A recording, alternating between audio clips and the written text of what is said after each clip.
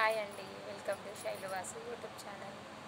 ముందుగా నా వీడియోస్ అయితే ఎవరు చూస్తారో సబ్స్క్రైబ్ చేసుకోండి. నా ఛానల్ని సబ్స్క్రైబ్ చేయడం మొత్తం మరవద్దు. ఎందుకండి నా ఛానల్ని సబ్స్క్రైబ్ చేయడం మర్చిపోతున్నారు? తప్పకుండా సబ్స్క్రైబ్ చేయండి. ఏం చెప్పాలనుకుంటుంది శైలు అని అనుకుంటున్నారా? ఏం లేదండి, మనం ఎంతో పుణ్యాత్ములం, ఎన్నో పుణ్యాలు చేస్తున్నాం అని అనుకుంటాం కదా. ఆ పుణ్యం ఎలా వస్తుందండి? ఏం ఏం చేశారని మీకు వస్తుంది పుణ్యం? ఏం చేయాలో కాస్త ఆలోచించండి. ఏం చేస్తే మనకి కాసంత పుణ్యం అన్నా వస్తుంది అని. మనం ఎటైనా వెళ్ళేటప్పుడు చిన్నపిల్లలు చాలామంది కనిపిస్తూ ఉంటారు, అనాథ పిల్లలు. వాళ్ళు ఎన్నోసార్లు మన దగ్గరికి బస్ స్టాండ్లలో, రైల్వే స్టేషన్లలో అడుక్కోవడానికి వస్తుంది.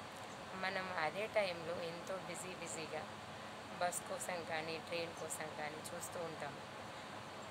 స్పీడ్గా వెళ్ళిపోతాం వాళ్ళని పట్టించుకోకుండా. అలా పట్టించుకోకుండా వెళ్ళొద్దండి. వాళ్ళు ఎన్నో ఆశలతో మన దగ్గరికి వచ్చి అమ్మ ₹1 ధర్మం చేయండి అని అడుగుతారు.